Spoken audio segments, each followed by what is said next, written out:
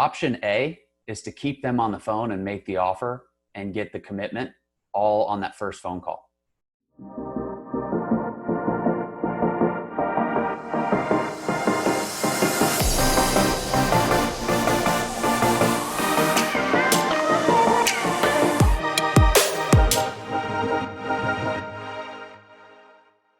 Hey everybody, welcome to the Seven Figure Flipping Podcast. This is Bill Allen, and we've been doing these like Thursday, like interruptions to our main podcast series. So right now we're in the entrepreneurship podcast series right after Gino Wickman. And with everything that's going on with the marketplace, with the economy, with buying houses right now and real estate investing, we have decided to add a couple extra podcasts in about kind of current events. So we've done some, we did last week, we did one with my CPA. The week before that, we did one with a real estate attorney, John Heyer, talking about the CARES Act. And now we're moving into some of the tactics and techniques that we're using inside Blackjack to figure out how to kind of adapt and shift with the times. So I did a webinar and a call for our members a couple Thursdays ago about what we're seeing in our business from leads, conversions, stuff like that, any opportunities that are out there. I went through every department of our company. And I would say the biggest kind of question that most people had was, let's talk about buying over the phone a little bit. You guys, we've been buying over the phone for the past few months. We were in a solid position to not be able to go into houses right now. So I wanted to answer that question on the podcast today. We'll just do a short question and answer with me and Chad. So I got Chad King on the podcast today with me. You guys have met him at Flip Hacking Live last year. You have, if you're a Seven Figure Runway member, an Altitude member, you've seen him on the coaching calls that we've done. And he's been the one who's been my sales manager inside Blackjack and now the sales trainer inside the company, and also helping out some of the Altitude members as well with their company with doing some sales training for us. So Chad, welcome to the podcast. I'm happy to have you, and I'm excited to talk about what we're going to talk about today. Yeah, it's always fun when we get together, Bill. Some good gold nuggets always come out of it. That's it. So obviously we have a couple people that are inside the company closing over the phone. And the one question that I got the most that night, and you were on the call with us, but the one question that I got was, what's the difference between kind of closing over the phone and closing in person? So how would you answer that?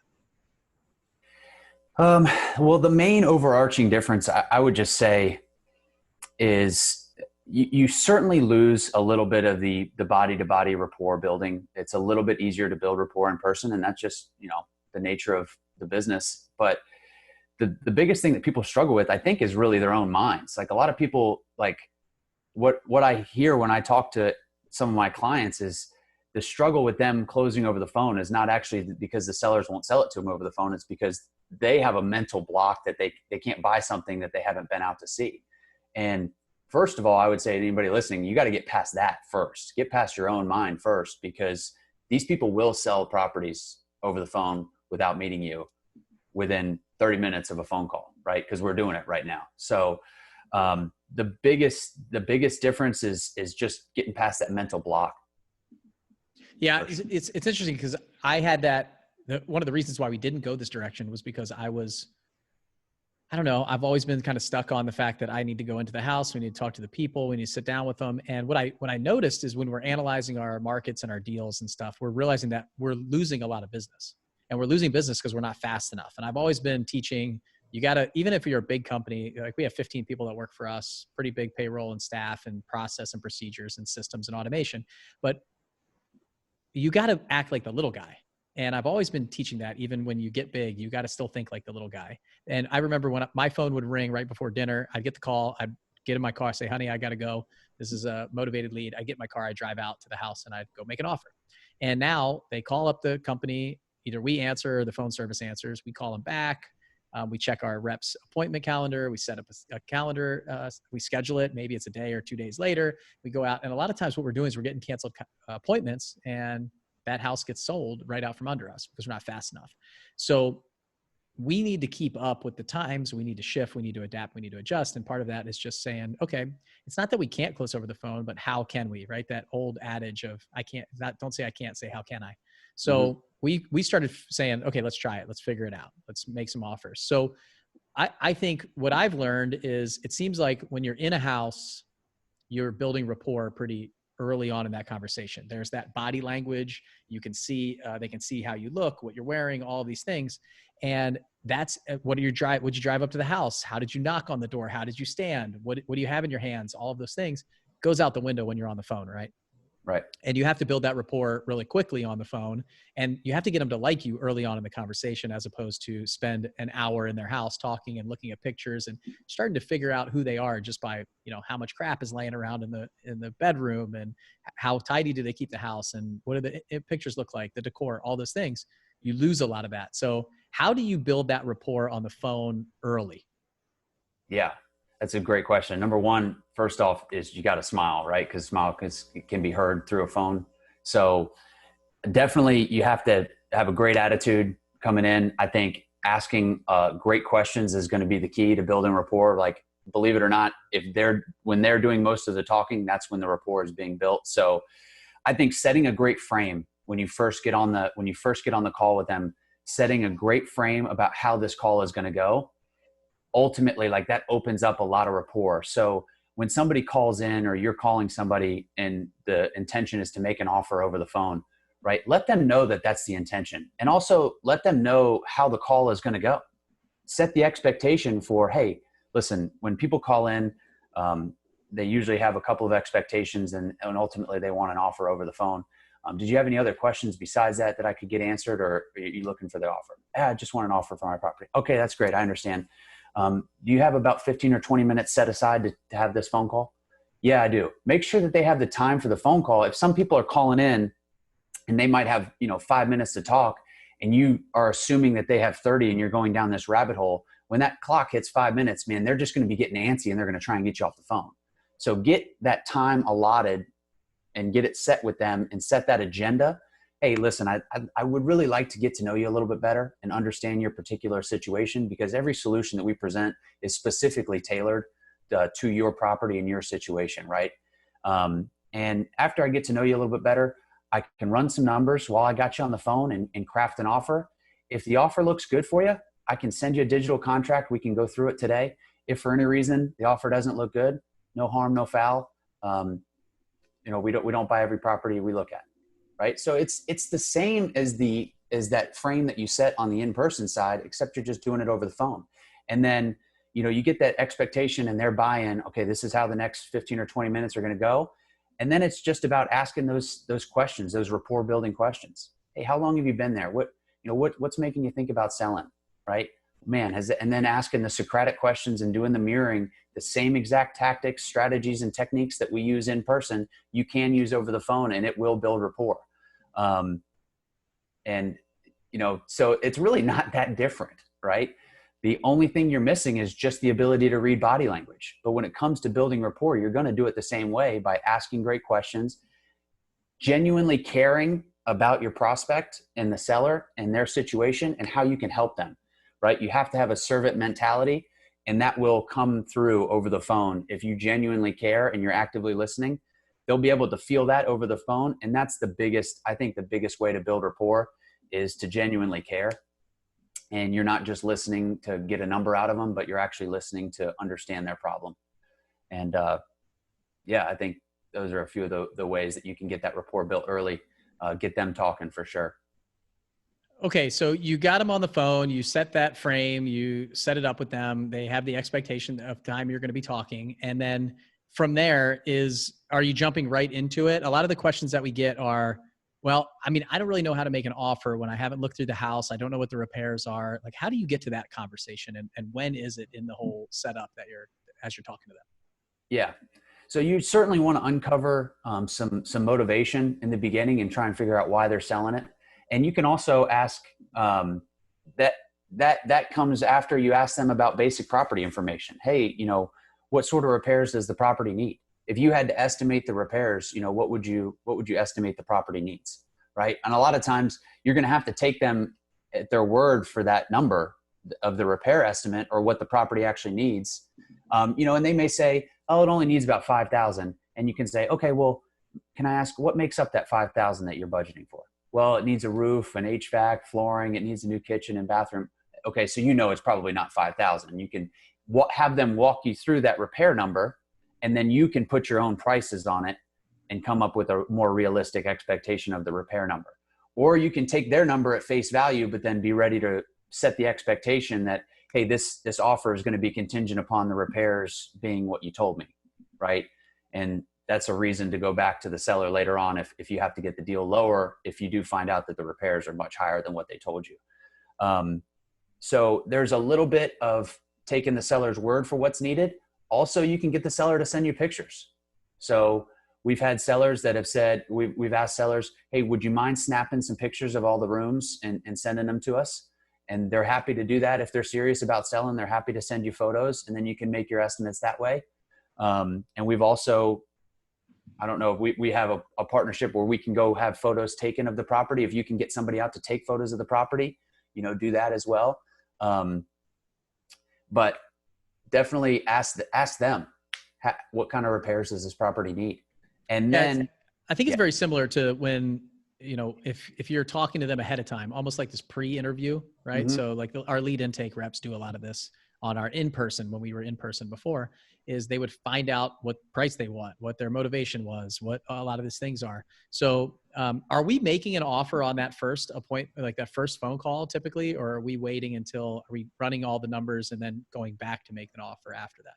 Yeah. So the option A is to keep them on the phone and make the offer and get the commitment all on that first phone call, right? In the beginning, it's going to be tough because if you're not trained to make offers over the phone, it's very difficult to both actively listen and be able to simultaneously run comps. So for someone who's just starting over the phone, I would recommend focusing on the conversation, right? Because if you're not actually listening to them and you're over on the other screen running comps, all you're doing is shoot yourself in the foot. So until you get really good at actively listening and being able to run comps, focus on the conversation. You can always call the prospect back, right? That's option B. Option B is, either put them on hold and you can ask them, hey, would you mind? It sounds like this is a house we'd definitely be interested in. I do think we can help you, Mr. Seller. Listen, I have to pull up my other screen and run some comparables and look at some numbers. Would you mind holding for about 10 minutes? Could you hold for me and I can hop back on and we can talk figures? That's option B, right? Option A would be able to do it on the phone. Option B, ask them to hold, right? When you let somebody off the phone, your closing percentage does get whacked because now you have to get them back on the phone. And now you can play phone tag and all this kind of stuff. And then option C is to schedule a follow-up call. Do not just say, hey, I'll call you back. Or, hey, I'll give you a shout when I get some numbers. Like, schedule it. Hey, could I give you a call at 3:30 today? And that'll give me time to run some numbers and get back to you. So for the people who are just getting started over the phone, option C is probably going to be what they're doing a lot of, where they're getting all of the property information. They're going running comps, coming up with their MAO, and calling the seller back. But what you do is you lose a little bit of that rapport that you built if you call them back that afternoon, right? All that rapport you spent the 30 minutes on the phone in the morning, you kind of have to restart that, which is why I like the idea of either A, doing it while you have them on the phone, or B, asking them to hold while you run some comps. But yes, we are doing our best to make an offer as quickly as we possibly can when they call in over the phone. I mean, you mentioned what I pulled out of that was multitasking, right? I have trouble. I think most of us entrepreneurs, you're probably doing this yourself. You're making these offers over the phone. I have trouble listening and doing anything else. You can probably see me. I'm here writing down some notes as Chad's talking. And while that's happening, I'm trying to listen and write notes and remember what I'm thinking about going to next. It's a challenge. If you're the seller's going to know that. You can tell when you're talking to somebody and they're doing something else. Like it's obvious and it's distracting to the person who's talking. So I totally agree with that. I think if you're not comfortable with that, make sure that you're paying attention to that seller because they'll know and they appreciate that. You could miss a critical piece of information because you're running comps and they could drop something that like you definitely need to dig more into, but you completely miss it. So hit you with the black swan and you don't even know it, right? Yeah, right. That'd be the worst. Yeah. So okay. So we're running comps, we're making those offers. So is it the same kind of thing? Like you're trying to get the number out of the seller as many times as you can to get their number first, or have we gone to just like firing out offers and have some calculation to do it? I would say, no, it's the same process, right? Get a number from them. Hey, have you guys done some homework? What do you need out of the property, right? Not what do they want? What do they need out of the property? Certainly it's the exact same process, right? You want to be getting a number from them. And then you also want to be getting all those advanced commitments we talk about, right? Are they even ready to make a decision today? None of that changes. And then as far as, running the numbers, you still want to price anchor too. Hey, from what I'm seeing over here, I see some investors are buying them for about 45,000 in that neighborhood. Is that anywhere near what you were thinking? No, I wasn't thinking that. Okay. Well, that's just what I'm seeing, but there's an anchor. So it's the same tactics you use in person, you're going to use over the phone. So I'm going to keep hitting you with questions because I'm genuinely interested now in a couple things. And if I was going to go out and do this myself, I'm not somebody now that talks on the phone for the company. So, okay, I'm talking to them. Is it easier on the phone than it is in person to actually say these things like price anchor and stuff where it's somewhat uncomfortable in person sometimes where you're giving them a really low number? So like, is there an advantage there?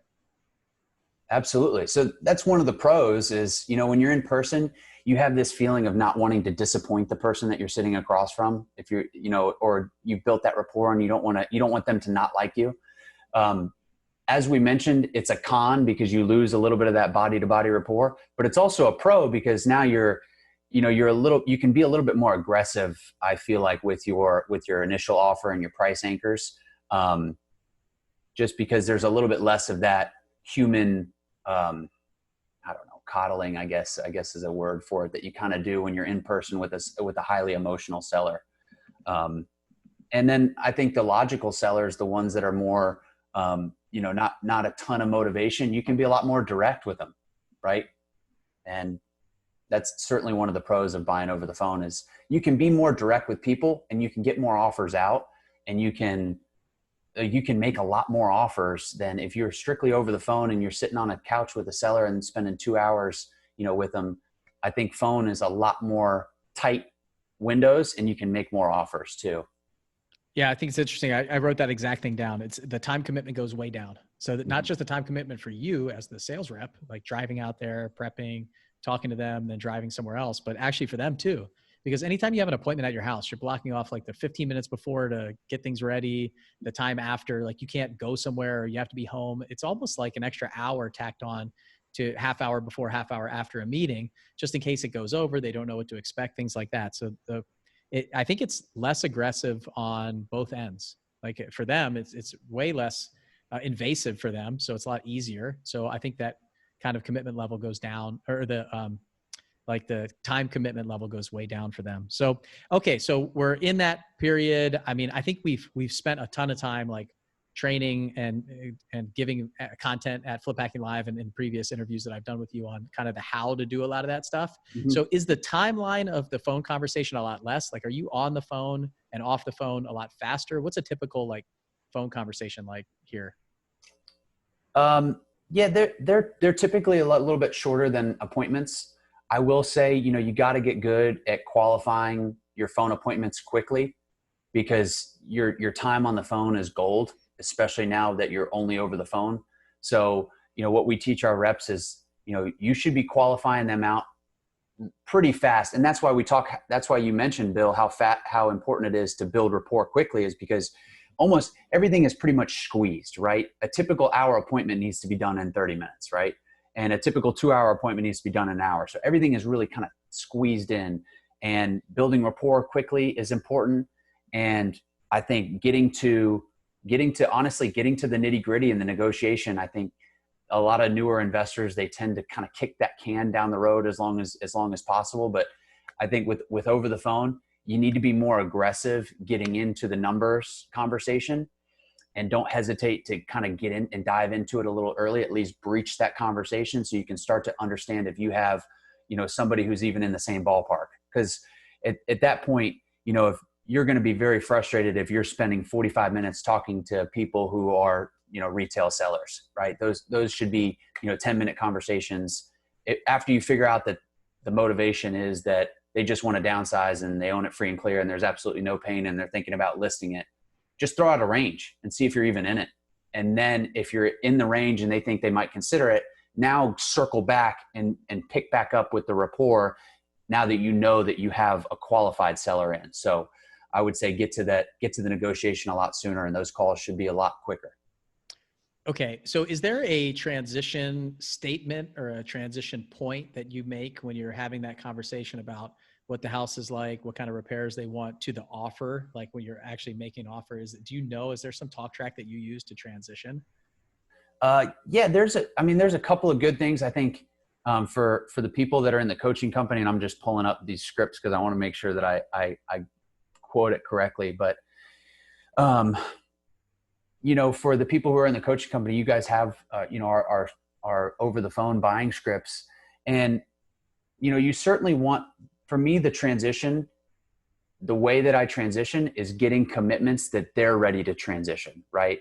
Hey, have you ever had an experience with an iBuyer before? No, I haven't. Well, typically a lot of people have questions about how do we purchase this property, without actually seeing it, and how does that process go? Do you have those same kind of questions? Do you want to go through what concerns you might have and get them on the same page with being comfortable selling the property over the phone? And then once you get that buy-in that they're comfortable, then you can go right into the numbers because you've already discussed that they're comfortable selling it to you without you walking through. So I think over the phone, to answer your question, Bill, over the phone, it's important to transition by getting the acknowledgement that they're ready to transition. And I do that by really asking them, are you ready to make that decision and then transfer in? Just like pretty much like the transition into the negotiation in person, just a little bit. I like that. I think if you get permission from them to do business, that's it. It's like, you've got to figure out a way to get permission to them to take that next step. So like, are they ready to make there's lots of different ways and talk tracks. And usually it's a question, like you said, like, hey, do you have any questions before we move on to, or are you ready? Is this, something that you want to continue with? Now that I told you all the things that we could do and the ways that we operate and the ways that we buy, is that something that makes sense for you today? And then, yes, yeah, absolutely. No, I totally get it. Or I have a couple more questions, or I'm not sure. I don't really feel comfortable yet. You want to get their commitment is with anything. Like, you're selling anything to anybody, I always want to get that commitment that, like, yes, it's okay to go sell me something, or buy something from me. Get their commitment, get them to say yes, get them to nod their head, get them to start approving of what's going to happen next. One thing that I wrote down here is, how do you handle the decision makers? So if you have multiple decision makers, but you only have one of them on the phone, is that something that you're checking on the phone too? Absolutely. Yeah. The decision makers are a critical part of whether or not you're even going to be able to get the deal done. So the same way we ask for them in person, we're asking for them over the phone. Hey, if you did decide to sell it today, to me or anybody else, I mean, is there anybody else that you'd have to consult with before you did get it sold? Right? Before you did make the decision, and figure out who that is. Yeah, my wife would have to be on board. My wife would have to get on board. Okay. Would it be okay if we got her on the phone? Should we get her on board right now and get her on the phone? If she can't, hey, what do you think she would say about all this? Figure out if she's even on board with the sale first. And then, he might say, yeah, whatever I say goes, or, who knows what the answer is going to be, but you want to figure out who the decision makers are and then get them in on the conversation if you can. Everybody can put the phone on speaker and get everybody involved. The last thing you want to do is go through the entire process and get to think it over because you didn't ask if the wife is a decision maker. So same thing as in person. You need to get them all on the phone. Okay. Bridge them in. So we got them on the phone. We've transitioned to the close. We are negotiating the same way we would have before. And then we get an agreement. So we got a verbal agreement over the phone, right? Now, what's the next step? Like, tactically, how are we getting them to sign the contract? What's the next step? Yeah. So that's that part takes a little bit of the finesse, right? You want to make sure that what we do is we send them the contract via DocuSign while we have them on the phone and get them to confirm that they've received it. And then we go through it with them on the phone and we try and get them to sign it all right on the phone there. I would say, 40% of our over the phone contracts are done entirely on that initial call. They receive the contract, go through it and sign it. And then what we say is, hey, listen, it sounds like we're in agreement on what we can pay for the house. We have a very simple one-page contract that we send to people and go over it with them. It's beneficial just to go over it with me on the phone. That way, if you have any questions, I can answer them. Are you in front of your computer? Ask them if they're in front. send them hey, if you're in front of your computer, what's your email address? I can send you this agreement right now. We can go through it. If all looks good, we can get it signed and get the ball rolling. So, okay. So that's 40%. What's the rest? The rest, I mean, a lot of people are like, they're not in front of their computers, and they're not, some of these older people, they don't have email addresses. Those are tough. We have gotten contracts signed via snail mail. We have gotten contracts where we've just had to go out and get the contract signed. And we've also sent contracts. I don't recommend doing that. It's like, if you're going to send a contract, do it with a scheduled time to then go over it with them. The last thing you want to do is just start sending out contracts with numbers on them, and you got zero commitment that they're even going to look at it or sign it. So if you do that, are you timing it out? Like, are you voiding it after a certain period of time? Like, they have this much time to sign it? 24 hours is our void period. And you're letting them know that, right? Hey, we're buying a lot of houses. We're looking at a lot of properties. When we put these offers out, they do have a 24-hour expiration date on them. So I'd love to get in the calendar with you. When you have time to sit at your computer, we can go through it together. Option A is obviously go through it with them. That way, if they have any questions, you can answer them right on the spot. But some people you're just going to have to send a DocuSign, and they are going to have to sign it on their own. That's just the nature of the business, not the preference, but it happens. Yeah. So DocuSign is just our electronic signature system that we use. There's lots of other ones. There's like HelloSign and, I don't know, .loop. A lot of realtors use .loop. There's tons of different services. So Right Signature is another one. So you can use a ton of those kind of things. And we just happen to use DocuSign. So I get to see those contracts come through. So 40% on the initial call, you're talking to them right there. The rest of them probably either they want to look it over and want some more time and take a look at it, and then you get on a call with them, or they're not in front of a computer, don't have email, that kind of stuff. So it's all just being creative about how we get them to take that next step and that commitment. Okay, so then they sign the contract, and then what we do is we'll use a company. So I know a lot of people are like, how are you even like working that out? You haven't seen the house, you don't know the repairs, you don't have any pictures, anything.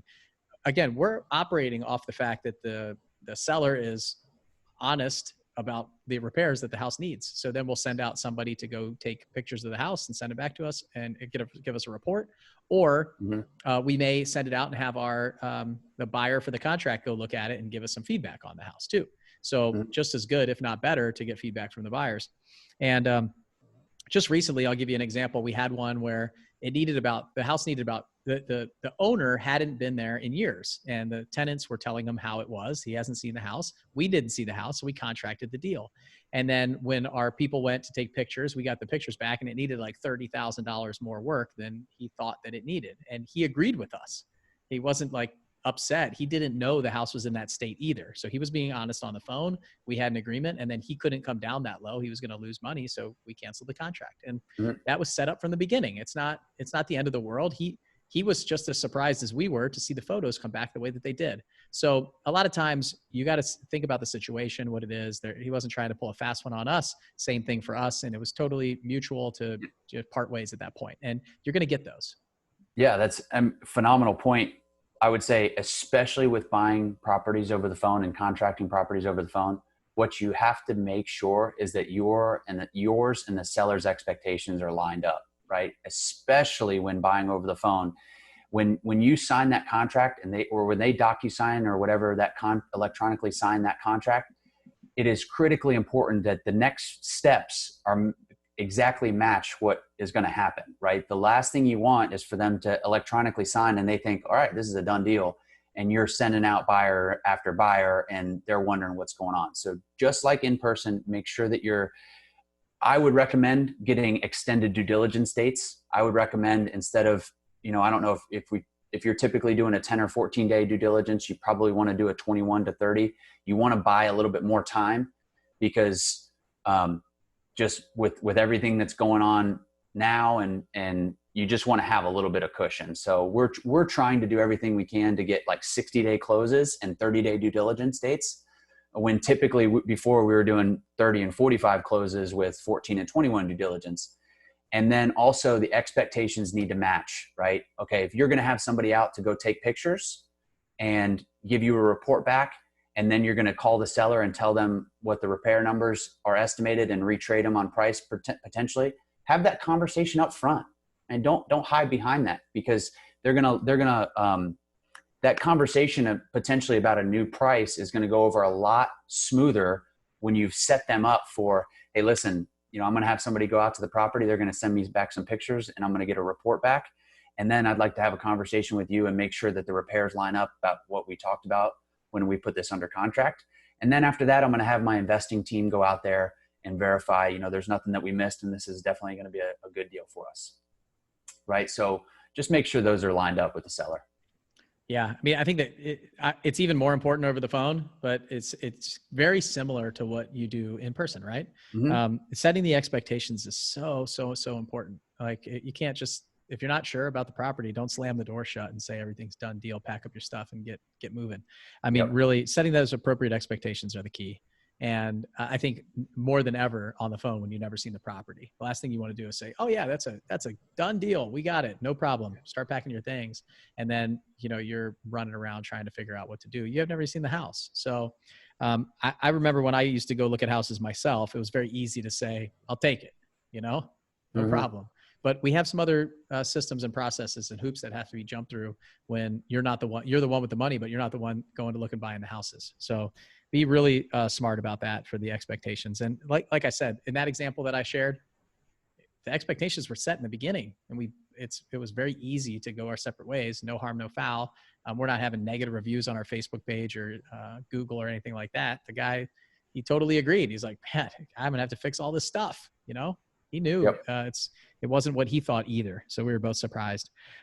Okay. I think this is really good stuff. So we covered kind of like the mindset behind closing over the phone, framing the conversation, giving the repair numbers and making it contingent on that, multitasking, needing to listen and running comps while you're listening and talking. So get practice, maybe call them back, setting that up, setting the appropriate expectations, the time commitment changing.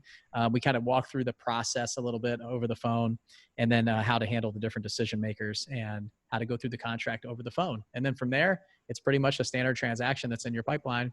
And a great way to do it right now is we have to be innovative. We have to shift. We have to change with the times. Right now, people just don't want us in their house. Now, if it's a non-owner occupied property and it's vacant, you may have already been having these conversations over the phone. It's no different. We're just doing it at volume now, doing it at scale. How many people can we talk to per day to make offers? If I can make 20 times the offers, we should, and maybe, I bet our conversion rate goes down a little bit. Like if I was in person, I would love to see like a 1 in 3 type conversion rate for my salespeople. Over the phone, I know their conversion rate's going to go down a bit, but if I can make 5 times the number of offers, the number of contracts that we get are going to go up. The number of deals we're going to get is going to go up.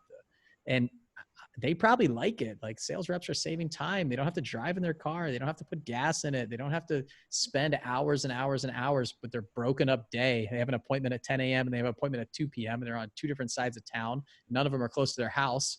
How long can you do that for? So, and they don't have to, one of my sales reps says, I absolutely love this because I don't have to go into the flea infested, nasty homes anymore to go look at them. I can just buy them over the phone. This is great. How many phone calls can I make and how much money can I make? So think about it that way. Like put yourself in your people's shoes, put yourself in the seller's shoes. They probably like it too because they don't have a bunch of people coming through their house nonstop and they don't know who's going to show up. They feel uncomfortable. They're a little bit nervous about, who you are and what you're going to do and those kind of things. So this is definitely a non-intrusive way to make some offers, buy houses, and obviously change with the time. So I think there's some interesting things that this may go even past this, past this time where people aren't going to want to leave their house. And it's definitely a skill that needs to be exercised here and try out. So it's probably just like having that first conversation with a seller in their house. Having that first one over the phone might be a little bit different. You're not sure, but it's something that needs to be developed, right? Yep. And definitely, one thing I was just thinking of as you were talking about going to the property is you obviously do want to minimize the amount of time that we're sending people out if it is owner occupied. So I would say if you're going out to take photos after you contract it or you're having a buyer go out, ask them to do a video walkthrough or get a video taken of the property. It's going to increase your chances of being able to sell that sight unseen. So right now we're working with our partner to make sure that we get video walkthroughs on all of our properties. And, I think that'll help with the buyer side being able to pull the trigger on these deals. Whereas typically before, if you just send out photos, a lot of times they don't know the layout of the property or they'll want to see it. But if they can actually walk through via video, you could probably sell your deals a lot more of them sight unseen too, especially Yeah, right. I remember like that was like 5 years ago when I joined Seven Figure Flipping. Andy was selling all of his properties in Salt Lake sight unseen, just via Yeah. video. I was like, what? You're selling? No way that would ever work in my market. Well, it's the whole mindset thing. Like that's the setup that they did. That's the system. That's the process. You want to buy from us? You put in so they'd put in an offer after watching the video, and then they'd go out and look at it in person. So he didn't want a bunch of people going looking. So they would put in a offer contingent on them going to see it. And a lot of people never went to see it. They just put in their offer, and it was done deal just from the video. So really good stuff. I tried to do it for a long time, and you just have to make some adjustments and change your mindset. A lot of times you're the one that's holding your business back from being creative and adapting and overcoming all these things that are happening. So awesome stuff, Chad. Anything else that we left off, or you feel good? No, I feel good. All right. I'll end it with the same thing I started it with. It's just a mindset thing. These people are willing to sell over the phone. You're providing them a service that they need right now. And today, especially right now in the current market conditions, this is a huge value add that you're able to buy properties over the phone. So make sure you look at it that way. It's not a disadvantage right now. It is an advantage to be able to do this. And people will sell properties over the phone. We're buying a lot of them. Yeah, that's awesome. Well, hopefully this gave you guys answered your questions. If you have more questions, you can jump into our Facebook group. So we have a Facebook group called Seven Figure House Flipping and Wholesaling Facebook group, and we'll include it in the email and the link in the show notes and stuff of how you can get there. It's a free group. Anybody can join. Chad's in there. He answers a lot of questions on sales. So if you guys have some that we didn't cover, or some other things that are going on in your business right now during this like coronavirus time and time of uncertainty and things that are going on that you want us to do one of these pop-up podcasts on, tell me and I'll do it. So post in there, give us some feedback. Before we go, I want to share just from there actually. And Andrew, I know that you're probably going to listen to this podcast because I know that you're one of our main listeners. You've said you've been binging on the podcast lately. So I'm going to read a post that you put in there because it was about this and I want to brag on Chad a little bit. So it says his post, and I'm not going to give his last name, but if you guys want to see it, you can jump into that free Facebook group. But he said, this is all thanks to Seven Figure Flipping and Bill Allen's wholesale course. By no means am I saying buy the course and you'll score a deal. Other variations need to be considered into the equation as well in order to close a deal. But Bill's course gave me the confidence to go out and secure the deal. But you have to put in the work like anything else. What you put in is what you get out. Thanks, Bill. And then he says, just up the point with the seller. And he gave the whole quote of exactly what Chad talked about in some of the training that he did. He did some training videos in this Vault video series that we rolled out. And he said, sound familiar, Chad King? Thank you, brother. Built rapport with the owners for at least an hour before we talked numbers. Going into this appointment, I already knew the guard would be up. To negate this, I tossed the notion of making a quick buck on this deal.